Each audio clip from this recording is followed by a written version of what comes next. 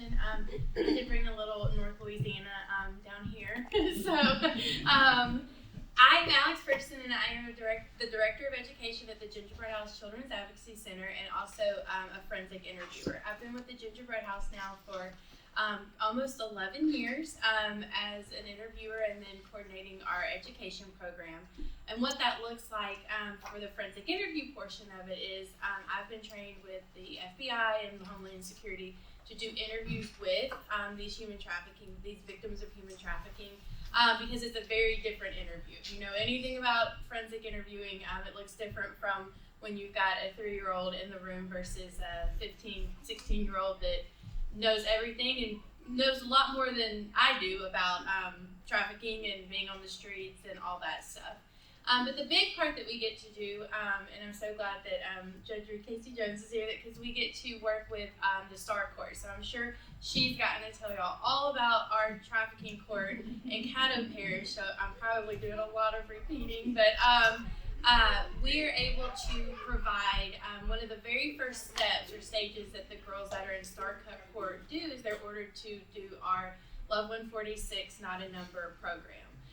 And so that's the way we can kind of connect with the juvenile court, so we don't just have to go and testify, but it's a 5-week program. It's been across the state. I know, are you trained in it also?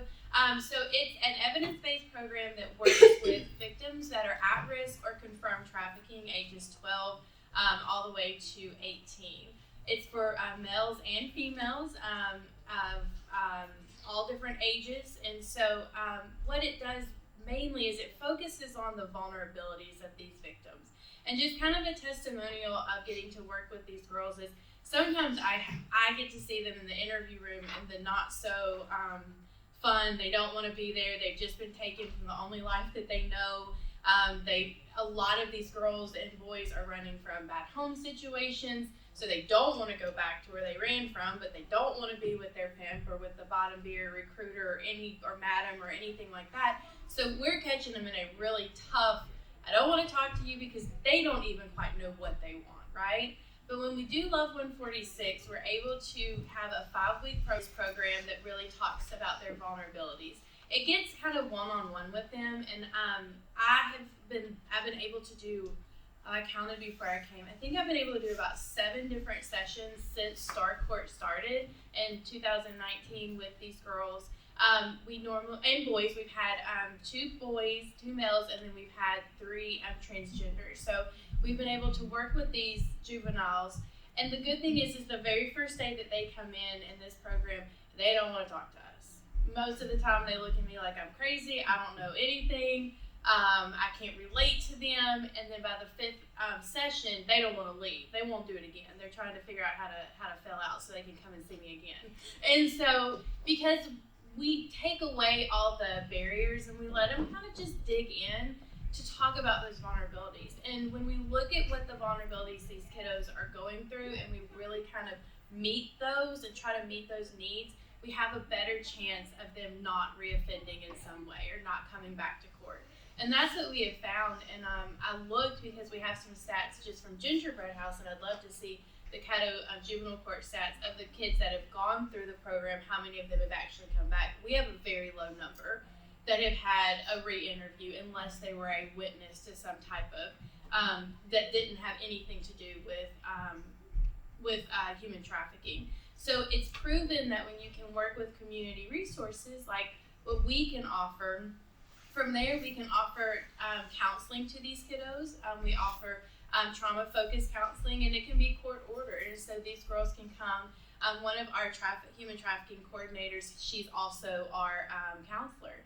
She does wonders with these kiddos. And we have seen, I love it whenever we can meet them and let them know, like, these actions and these vulnerabilities don't define who you are, and they're not going to define your life. One of our favorite activities from Love 146 that we do is it's just a blank face, and we put it on the screen and we write things, negative words that we've heard. And I do it too. I'll write things that I've heard over my lifetime. I'm dyslexic, so I always got, you're stupid, you're dumb, you're a bitch, you're this, you're that, you're too happy, you're not happy enough. And the girls are doing it too, and they're writing these horrible things, right? And we kind of sit on it for a minute, and we talk about how does it make us feel. And every time we do this program, I always have, like, kind of have to call my counselor too, and I'm like, hey, I just did level 46, I need to talk. But we are able to then cross all those negatives out, and we replace them with a positive. What would we rather the community see us as? What would we rather someone see us as? And that is a turning point in this program that we are able to do. And again, we have several facilitators across the state. But it's a turning point because I see the girls start going, wait a minute, I don't have to be this word. And I tell them, you don't. You don't have to be whatever you've been told you are. You can be something else. And we talk about ways we can do that. I just got to work with a kiddo. Again, mine's kind of testimonial of working with these kiddos from juvenile court. But she came in, and she came from detention. She was in her orange just about a month ago. She was in her shackles. When they come in, we always ask them, take your handcuffs off. We give them a gingerbread house shirt to put on because they're not the victim. Right at that moment, she was telling us about her trafficking and what was going on in that instance. And so I started talking to her because the interviewer, they didn't want to leave her alone, so I just went in and I was like, hey, and we got to talking, and she told me that she really wanted to be a nurse. She's 16. She's going to get her GED. She wants to be a nurse, but she can't. And I said, why can't you be a nurse, girl? And she said, I don't even know how to start. And I said, yeah, I'd start at the technical school. I'd go for my LPN, and I'd start at the technical school. I said, it's about an 18-month program. And she said, really? And I was like, oh, yeah, we have a wonderful Northwest Louisiana technical school. They can get their LPN. I said, you get your foot in the door, and then a lot of times you find hospitals that will pay for you to get your RN and go on to get your BSN if you are a good worker. And she said, so just make the right decisions, and I can do this. I said, yeah, girl. So I gave her my card. About a week later, she called, and she said, can you give me all that information again? She got out of detention right before Christmas, thankfully. She called the gingerbread house, and I thought, sometimes that's all these girls need is someone to listen to them. And whenever you are able to take, these community resources that you have, like both of these ladies too, and then connect these victims, a lot of times, like Judge Casey Jones has already said, you don't have the turnover rate. These girls and boys aren't coming back because we're using the entire community, not just that juvenile court system. I'll let them go now. I'm very passionate about it. I can talk a lot about They've it. got a lot to do this week, so That's why I'm like, I don't want to repeat too we're much. passionate. No, you're good. She says. We're passionate about what we do. So. That's awesome. Yeah, that's awesome. So my name is Maria Isabella. I go by MIP. It's just my initials. It's a little shorter. You go by what? MIP. M-I-P. MIP. Okay. Yes. I know. It takes people a minute to get used to it, and of course you get the initial making fun of the nicknames. But I'm the program manager of forensic interviewing and human trafficking at Children's Hospital. So thankfully there's no law enforcement in here because they would kill me if they heard me say this. But I've worked with these kids for about 5 years now, and when I first started, there was emphasis on we gotta get the forensic interview, we gotta get them to tell us what happened so that we can get justice. And what I've realized is that ultimately disclosure is not the goal, right? It's need fulfillment. With a lot of these, are y'all familiar with Maslow's hierarchy of needs? Yes. The very foundation, you have basic physical needs. And before you can even start meeting those needs for safety, belonging, feeling a part of something, you gotta get your physical needs met. And for most of these kids, that foundation isn't there. For a lot of these kids, what I also see is the time that we see them for trafficking is not the first time that we've met them. Oh, no. They've had prior incidents of either witnessing abuse, being in the juvenile justice system, experiencing physical or sexual abuse in childhood. And so then when you get to a situation where maybe they've been exploited now, they have distrust of the system because they've touched every system and they're still in the same place that they were before. Their needs are still not met even after they made a statement that something happened. They aren't believed, and a lot of these kids perceive that the abuse or the harm that they're experiencing before the trafficking is worse than the exploitation that they're choosing to be in. Because at least there, they may be experiencing abuse and exploitation, but they're getting their needs met a lot of times. And so, one exercise that I like to do with kids is I'll print out Maslow's hierarchy of needs on a sheet of legal paper, because people are more visual, and we talk about inclusion and decisions, but what does that actually look like? So what I'll do is I'll print out the triangle, we'll go through it, and on the left side of the paper, we list out for every single piece of the pyramid if that need's even being met right now, how's it being met?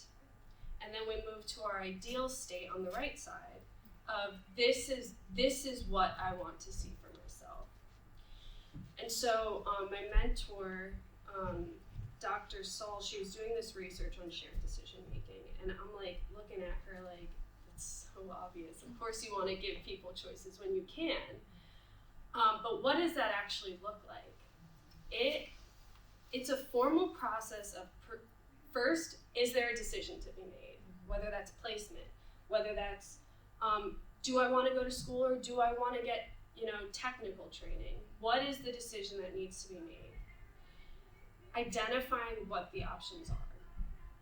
And so once you identify the options, then you move into a risk-benefit assessment. And this is all done with the child, because the other thing is that first off, these kids have not given choices about their situations most of the time. A lot of them don't choose to grow up in poverty or to grow up in harm. And so by doing exercises that are formal like that, you're kind of restoring some autonomy for them, but you're also teaching the skill of how to make healthy decisions and how to process through options. So you give the options, you do risk and benefit, and then you ask them, like, what are your concerns and what are your values? And then one thing that I do is that then I do the Maslow's hierarchy of need as like a values clarification tool, so that, if someone's getting frustrated or they're realizing, hold on, this may not be what I want to be, we can bring it back in and see, okay, are these options in alignment of what you're looking for? Do we need to go to the drawing board and maybe there's a different decision that needs to be made? And then them giving their informed preferences. It seems like something that's really obvious, but it's just not. And that disclosure piece is something that I really want to emphasize is just not important. Like, I'm sure a lot of y'all have heard that trafficking is the hot topic now, and we have all these trainings on identification, but the core issue of it is that there are prior incidents of trauma and there are needs that continue to not be met even after that child makes a disclosure. Sometimes kids and even adults, they perceive the consequence of disclosing to be greater than just holding it in. I'll give you an example. I have a child who I've been working with for 2 years. She has been trafficked every way to Sunday. And we've just been going in circles and circles and circles. She went to court, she went to juvenile court, and she was being pressed while in court. And so she finally blurted it out, yeah, I have a PIN. That kid got detained right after that. And so what situation do you, I think we would probably all be on the same page, but now think you're that child, okay? Well, they've been, Detained as in for a child who's in need of care, detained, like brought into, formal things. Okay, I'm sorry, you need to interrupt. She had no charges, and she was, a formal FINS hearing was used to detain her. Okay. So now you're like that kid, you're in your jail cell, and you're like, hold on. I just gave you people what you're looking for. Yeah. You forced it out of me. You forced it out of me. And she just, what was she brought to the court for? a formal FINS hearing. she wasn't brought in for the formal penitentiary. Sure She was. brought in for, that's what she was brought in for. Oh. Okay, I thought she was brought in to give, like, just, like, be a witness. Okay. So how is that any different than the court jailing a domestic abuse victim or a rape victim for their failure or unwillingness to come to court and testify? Like, how is that not viewed the same way? Okay, I'm sorry. I have the same question. I can't answer that. But, I mean, it was pretty stunning. I'm not in the, criminal justice. I'm not an expert by any means. I've never been to law school. I'm not a judge. I'm not an expert here. But the kid was brought to court. It was supposed to be a formal FINS hearing, and then she got detained. And when we tell kids this is for your safety, you may be thinking about their physical safety, but often the emotional safety piece can really be that driving force one way or another. Because now this kid does not feel safe. She doesn't trust anyone. And her world just absolutely crumbled. And so I always think about her. A kid who came to court. She always missed court. She never came for her appearances. She came this one time and we had an opportunity and we missed it. So that would really be my greatest advice is to be in just a need fulfillment mindset and not a labeling mindset. We need to know that this kid's a trafficking victim to give them these services. Because service just should not be contingent on the label that you have. Some type of program, being Love 146 or whatever, where these girls are actually getting rapport and they actually feel like someone is there listening. And if I've had them come back and then do a re-interview, and it's not so much about the trafficking, but we get a lot of history of their abuse. Things that maybe we didn't know that was going on at home. We get a lot of, I followed my mama's footsteps, or I followed big sister, or I followed, cousin or whoever, because they have that rapport and they just have that, they just feel more comfortable. Even though when we come back to that interview room, we have to be honest and say, we don't get to make the decision, what happens here, all that good stuff. But whenever we meet those emotional needs and those, just getting that trauma healing, that before we start going in for all of this, okay, now give me all the details of everyone you've had sex with, it works better. So I love that. I love what y'all do, for sure. So, thanks you all for that. My name is Gina Womack, and I don't have a nickname, but whatever people have said about me is not true. So I'm a co-founder and the executive director of Families and Friends of Louisiana's Incarcerated Children. I started the work about 25 years ago, and I got hired by JJPL that y'all had asked. I was the office manager. And when I walked in it, when the director was like, we're gonna reform this system in 3 years. Are you cool with that? I was like, sure. I just was going to get a job. 3 years, I could turn around. I could do something different. That's fine. So I have to say that all the time because we're 25 years later, and basically we're kind of at ground zero for the most part in a lot of regards. And in a lot of ways, what you all were saying is so true. And so I'm so thank you for inviting us to come, because I was like, why do you want me to come there? I don't really have a direct service program, but we do some direct service work.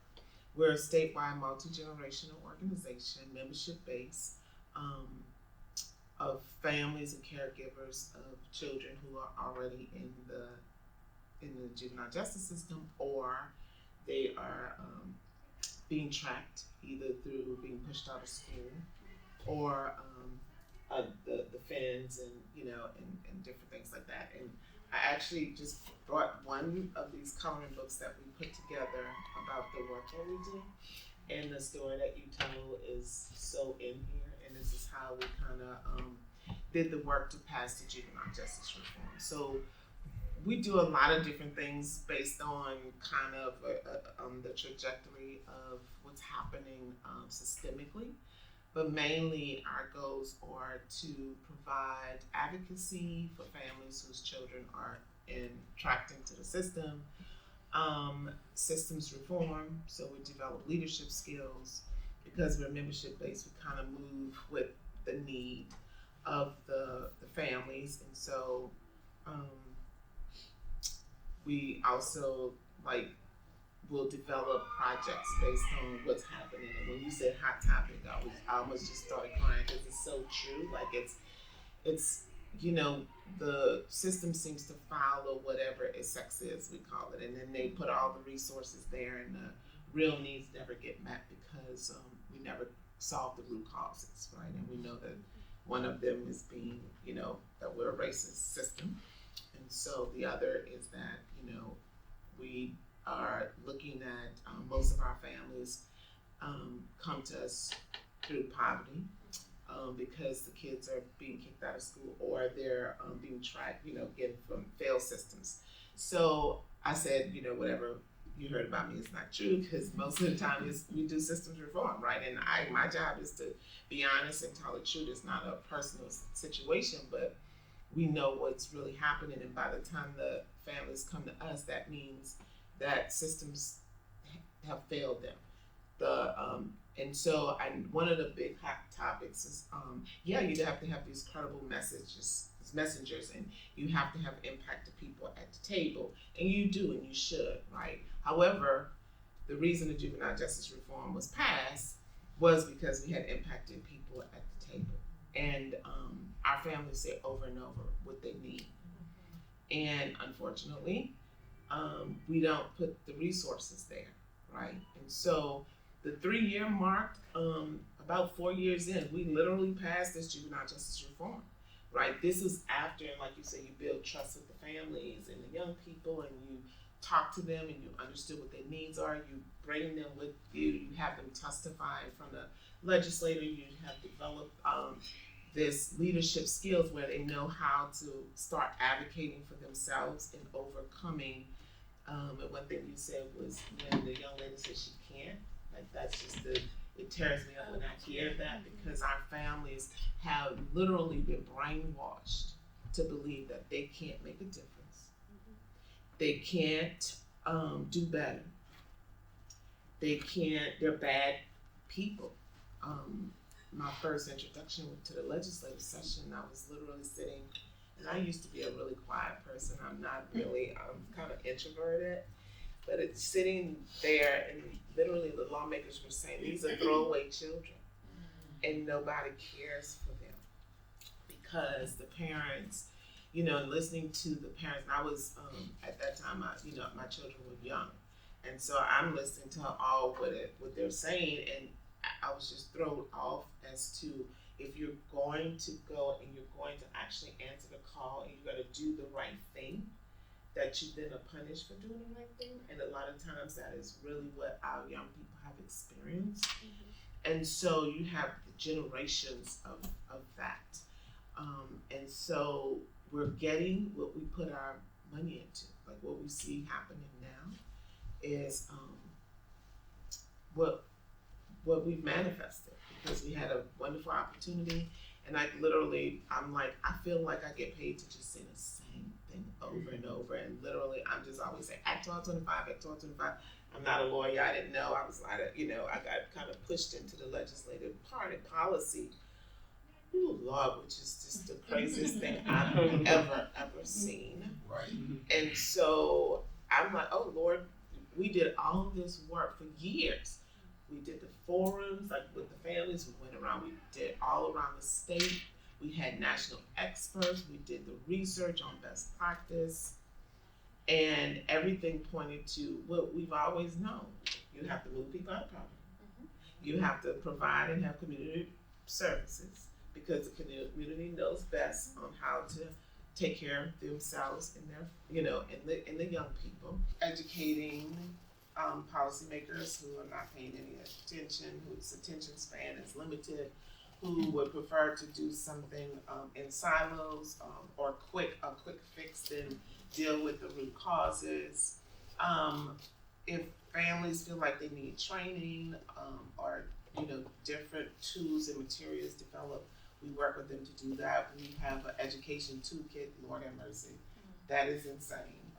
To try to develop something that's comprehensive to deal with the insanity of a school system that would, that still suspends children for willful disobedience. We do work on various laws. We sit at tables because I feel like I ran around for 10 years. Like, somebody got to know what's happening. Somebody needs to know what Act 1225. There's somewhere, there must be a table that makes sense. There is none. I am on the Children's Cabinet Advisory Board. We do announcements and groups come and talk about their organization. We have no strategic plan, no data.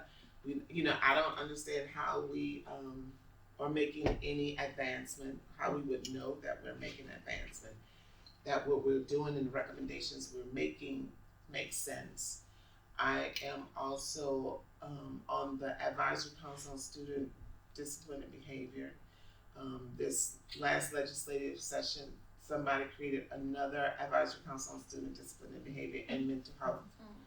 So it's just, Louisiana has the highest number of boards, commissions, and task forces than any other state. And they do absolutely nothing. It's same thing with different names. Right? And I Which go, is nothing. which is same nothing. people, too. Yeah. It's the same people. And it's like, nobody's doing work on behalf of the children because we're all in the same freaking meeting. Like, I'm literally, I was gonna try not to stop cursing, especially because you're recording. But it's just so frustrating that you go from meeting to meeting to meeting. I had to fight to get a seat on the state advisory board for the Office of Juvenile Justice Delinquency Prevention. That's a hot mess. But they all have potential. And so also we passed a law so that we could literally have a family on the Juvenile Justice Reform Act Implementation Commission. This is the body that is supposed to implement the juvenile justice reform. I'm the one running around working, and so we're the permanent vice chair. So we're trying to literally connect the dots and coordinate the systems and have all the tables come together. We're a member of the JDAI, the Juvenile Detention Alternative Initiative. Like, we have all of these things, but no coordination. So although there is a coordinating systems of care, it's only a fraction of what the original law was to do. So if there's anything that you all could do for us in this moment is go on our website, it's flic.org. I literally tried to create a map of what that law looks like. So there's a circle with a photo in it. That's the original law. So when we're doing leadership development for our families, we're trying to explain to them how the laws, how it becomes a law, how these laws impact, but there's so much stuff happening. So we know, and I know really well, that when the public welfare system fails and the education system fails, the criminal justice system works. So there's and I'm a very literal person, and so we have a law. It tells us pretty clear what we should have been doing and how to do it. Then we came back and created another law, the Children, Youth, and Planning Boards. If you do not have one in your jurisdiction, you should.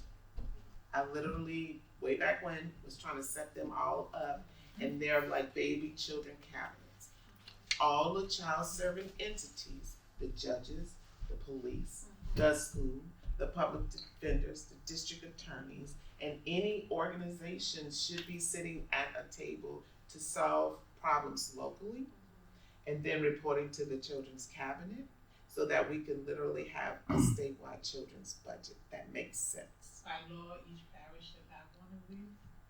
Each judicial district. Each judicial district.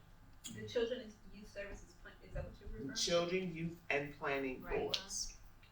Where's the accountability there? Exactly. Well, so that's what is missing for everything. There's no accountability, not in the education system, right? And so if you look at the law, and I'll try to map it, I was trying to point out how each of the decision-making entities are supposed to report, and most of them are supposed to report to the commission, the JRAIC. The commission members are Supreme Court, a state rep, a Senate rep, the public defenders, the district attorney, so that we could literally connect all of the dots and make sure that this reform is that was passed is implemented. And that doesn't happen because some of the folks are feeling like, well, they can't, because of course they can't go against the governor, or they, because they received the funding. So there's some configuration we need to be thinking about how to have the accountability, because the commission has lots of power, but trying to get us to exercise the power, it has been a challenge. We're working with the Federal Office of Juvenile Justice because of what has happened at the with the children. Although OJJ keeps saying it's not an adult facility because they put a little piece of trash around the fence. It is, and so there may be federal consequences, but they rather fight. They rather spend the $250,000 or however much money they did to renovate Angola and rename it than actually put the money in the services that we know that would work for our kids. So hopefully we have these subcommittee meetings if folks are interested, if you want to learn more. We developed, this is a booklet, and it's a coloring book, because having to explain what I just tried to explain to our families and young people is so complicated when you're talking about a young person is needing services, and somehow they end up in prison. And then there are all these boards and commissions that are supposed to help, and they're not coordinated. It's a way to get young people thinking and reimagining the juvenile justice system, but it's also helpful because it's like, oh, wait, we have these things, and when we're talking to a lot of policymakers, it's like, wait, something already exists. Yes, it does. And it literally gives you a blueprint on how to get the work done. LSU models and the models for change, and EKC put out a whole guide on how to set them up, how they should be working. So it's not like we don't have the information. So our little organization goes around and we work with young people. We help them develop their skills. We advocate for the families, but we also try to do the systems accountability.